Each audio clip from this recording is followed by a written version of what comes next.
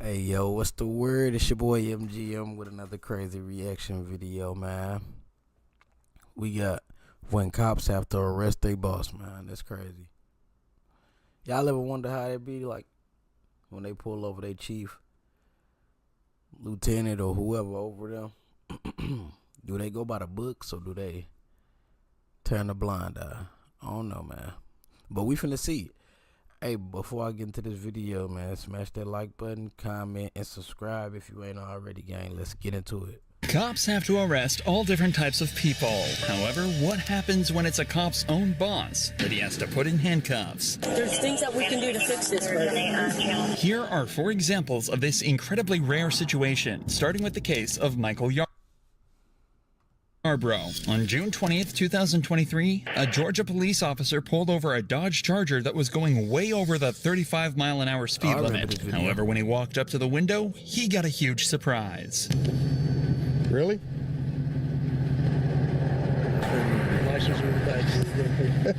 Yeah. The man behind the wheel was Chief Deputy of the local PD, Michael Yarbrough, not the person this officer expected to. He just got a high horsepower car and decided he wanted to play. It's your traffic stop. You do what you think you should do. I mean, I'm not telling you one way or the other. You can do a 96 and a 35. Okay. Well, you know I don't care for him, so I'm gonna ride his. If body cams weren't around, this stop could have gone a totally different way. But it seems like this officer isn't the biggest fan of Yarbrough and decides to issue him a citation for speeding. For some, handing your boss a $500 fine is a dream come true, and it looks like it's the same way for this officer. Sir, here's your ID back. This is your copy of the citation. If you would sign right here. It's got a court date, time it's a must appear. Yes, sir. Please slow down and have a safe day. In Georgia, speeding tickets are priced based on how much you're exceeding the speed limit. For example, if you're over 24 miles an hour over, you're looking at $500 in fines. However, there's an extra super speeder charge you're liable to if you're going as fast as Yarbrough was. But it looks like this officer decided to mess with his boss even more, as this ticket excluded the extra fee, but instead required him to appear in court. After the incident, Yarbrough was also suspended for 40 hours without pay. However, that's just a fraction of what Corporal Scott Bertzik was hit with after crashing his car while drunk. Reached out for my lighter, slammed into his ass. Cool. Yeah, not really. Not really. Yeah. Are you okay? Oh yeah, no, I'm good. Your car's fucked up. No, absolutely. Which I just fucking fixed.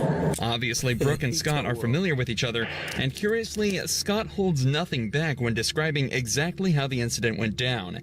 It's clear that Scott is the one at fault here, so before going any further, Brooke decides to call back to the base to ask whether or not it's okay for her to be handling this incident. This crash, Bertie, so come work it? Okay.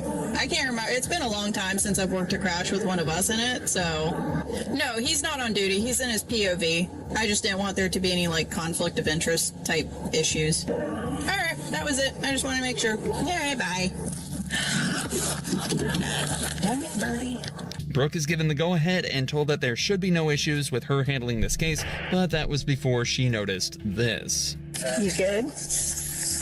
Wait. Huh? Wait on his way. He's not coming. Good? Walking home, but yep, I'm good. So, Bertie, you giving me some indicators? Oh, Listen. woman. Listen. Valdez is coming out just to... I'm not going to lie to you about it. She's on her way? Yeah, she's on her way. I'm not really comfortable with this whole thing at all, but I'm not going to lie to you about it. Oh no, I don't mean to put you in that Indy. Yep. From now on, you know how it goes. You can't consume anything, okay? Because right now you're being detained. Wait, what? It's obvious that Scott is under the influence of something, judging by his slurred speech, slowed reactions, and slight loss of motor control.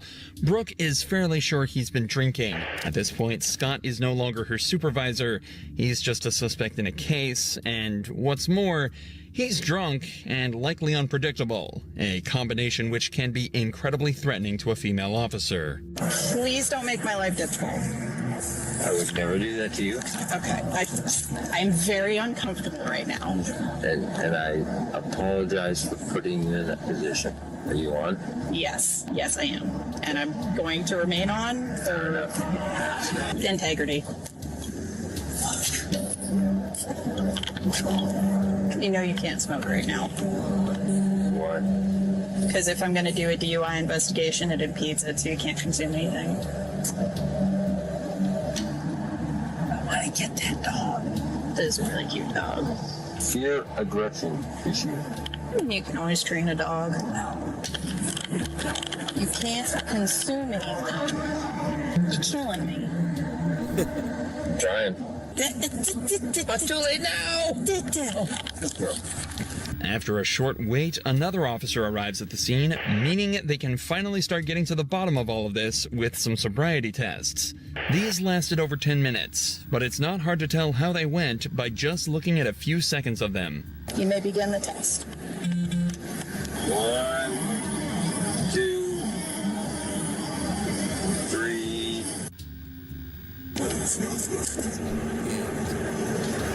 Judging by this and the overwhelming amounts of evidence against him at this point, the officers thought it was safe to conclude that Scott had been drinking that night and decided it was time to put him in cuffs. Something he was far from happy about. There's things that we can do to fix this, but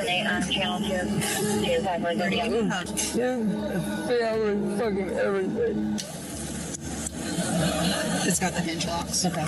So, good to go? Despite Scott being one of the most polite and respectful suspects ever on this channel, he was actually hit with a better sentence than the majority of criminal cops. After blowing a .156 back at the station, he was charged with driving under the influence and damaging property. He was ordered to pay just under $1,000 in fines, serve 50 hours of community service, and take multiple substance abuse and DUI classes, and had his driver's license suspended for 6 months. He was also sued by the driver of the vehicle he hit, and a cash settlement was reached. And on top of all of that, he also was suspended without pay for a week and given a last chance agreement, meaning one more slip up and he was out for good. Realistically, that's exactly how one of these cases should be handled. But when New Mexico police were put in the same position, they instead showed just how corrupt America's cops can be. I'm not going to arrest you tonight. Had any, I just say don't drive. This cop pulled over a truck in Lordsburg after suspecting the driver may have been drinking. However, after walking up to the window, he was hit with a wave of shock and disappointment. Hello. The reason I pulled you over because you were kind of swerving back there. You're good? The driver was the city's mayor, and this was the 3rd time she's been pulled over for this exact offense. And what's worse, she was driving like this with her foster child in the car. You have your registration and your insurance, please? You okay, bud? Yeah. Yeah? We're good. Just be quiet.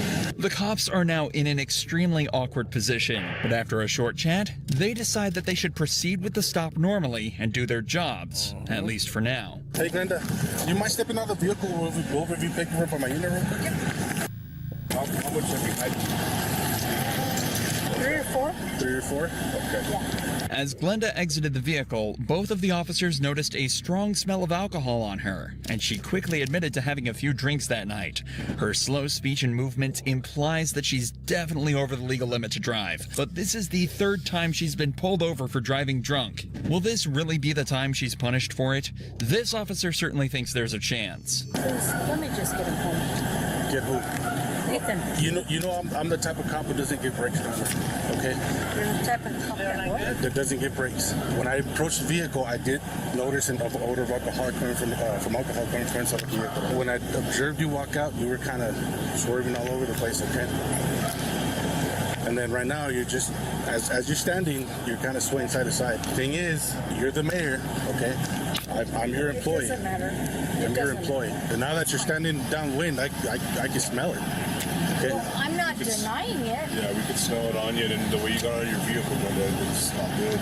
As the officer said, Glenda is their boss, so there's clearly a conflict of interest here. So they call up New Mexico State Police to handle it from here. But when the original cops learn of the outcome, they realize they probably could have done a better job themselves. 4,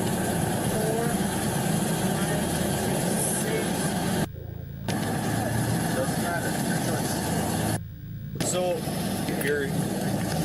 there at that point. I don't think you're quite over the limit off of the clues that I saw, but I think you're right close to it. Where the limit might be 0.08, I think you're about a 0.06. My house is literally right around the corner. I'm not going to arrest you tonight, okay? But if you've had any, I just say don't drive. Somehow, despite all the clues that the first two officers picked up, the state cops decided she wasn't over the limit when they arrived and was therefore free to drive. Now, there's obviously the debate of corruption here, given that she's the mayor, but let's take his word as fact for now. The cop decided he thinks Glenda is at a 0.06 right now, but this was an hour after the initial stop was made. Taking into account that your blood alcohol level drops at a rate of around 0.015 an hour, Glenda was getting extremely close to the coveted 0.08 she'd be charged for. You may also be wondering why the cops didn't just use a breathalyzer to test her blood alcohol level immediately. The answer there lies in the Fourth Amendment. Cops have to provide probable cause that a driver is impaired before they're allowed to collect chemical evidence that proves this. That's what the sobriety tests are for. The combination of these two problems is what led to Glenda going home that night instead of to jail, why this is her third time being pulled over for this, and why it probably won't be her last. But unfortunately for this next boss, his employee wasn't so kind when it came to his DUI stop. Stay in your vehicle. Back in your car. Drunk? No, the captain. Huh? A what? Captain. A what? The big. Don't reach in your pocket. Get back in your car. Have a seat. I will. I'm not. You been drinking tonight? I just got a ride. You been drinking tonight, sir? I'm a captain on the police department. What police department? Oklahoma City. What division? Investigations.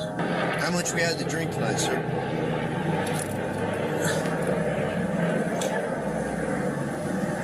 Please. Huh? I'm not turning my camera off. Okay. This guy isn't just drunk. He's absolutely hammered, even to the point where he thinks the camera can't hear him whispering. But despite the captain's pleas, the officer refuses to turn off his camera and continues with the investigation. Go ahead and step out of the vehicle. You gotta be kidding me. How much we drink tonight, sir? I was at a poker game. Uh-huh. Because you're swerving all over when you turn off here, you didn't use your signal. I'm sorry. How much you drink at your poker game? Not much. Not much? How much is not much? I don't know. Beer? Liquor? Yeah. How many beers? 3 or 4. 3 or 4? How long ago was that? It's been going on a while. How long ago did you drink your last beer, sir? What time is it now? It's 0140. Midnight. You think you should drive it? No, but I came from 4 blocks. Your mom lives here. I live here. You live here? Yes. Forward to the rear of your vehicle. Okay. You got any weapons or anything on you? I do not, sir. Those must have been a strong few beers, as not only was he stumbling over his words, but apparently also swerving across both lanes on his way home. The captain is then searched and told to stand in the open where he's tested on his balance and sobriety. Hands down by your side, please. Look straight ahead. You see the tip of my pen, sir? I do. I want you to follow the tip of my pen without moving your head, okay? Come over here where it's a little bit more level. I'm going to demonstrate for you first. While I'm demonstrating, I want you to stand with your feet together, hands down by your side, just like this. All right, sir? What's your name? Matt French. Matt French. Mr. French, stand just like that for me. When I tell you to begin, okay, I'm just going to demonstrate for you first. I want you to pick a foot of your choosing. It doesn't matter if it's your left or your right foot. I'm familiar. And I want you to lift it approximately 6 inches off the ground. And while you look at your toe, I want you to count by 1,000s, 1001, 1002, 1003, 1004, 1005, so on and so forth until I tell you to stop. At any point in time you lose your balance or your foot touches the ground, just go ahead and pick your foot back up and continue to count, okay? Do you understand these instructions I've explained to you, Mr. French? You may begin. 1,000.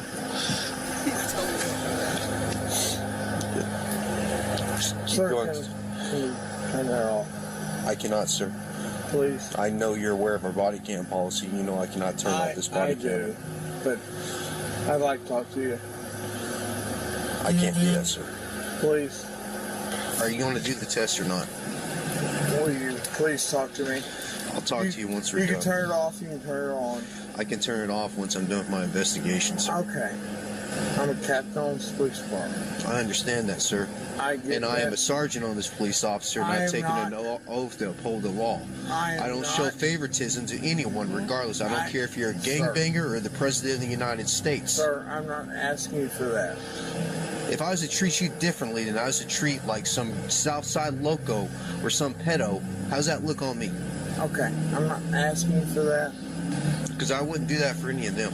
Even as the captain begs him to turn his camera off and just talk, the officer stands his ground and states that he has to treat everyone the same or his job and livelihood could be at risk. He's showing a fantastic amount of integrity that unfortunately we don't get to see too often, likely due to people like this trying to pull rank. They then continue with the third and final test, involving simply walking heel to toe for 10 steps. Alright, anytime you're ready, you may begin. 1, 2, 3, 4, 5, 6, 7, 8. 1, 2, 3, 4, 5, 6, 7, 8, 9. Alright, go ahead and turn around for me. Put your hands behind your back. Are you gonna arrest me, sir? Yes, I am. Can I talk to you? Go ahead and put your hands behind your back, sir.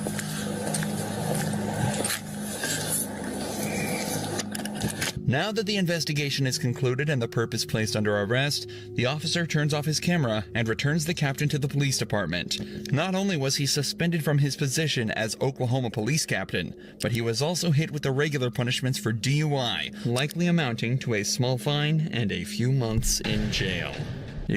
Bro, that's crazy, man. Hey, it's nice to see that these cops, not all of them be turning a blind eye for their boss. You gonna get the same treatment as everybody else. Yeah. But it's your boy MGM, man. Make sure you drop a like, drop a comment, let me know you here, and subscribe if you ain't already, gang. I'll see y'all in a second. Have a good day, folks.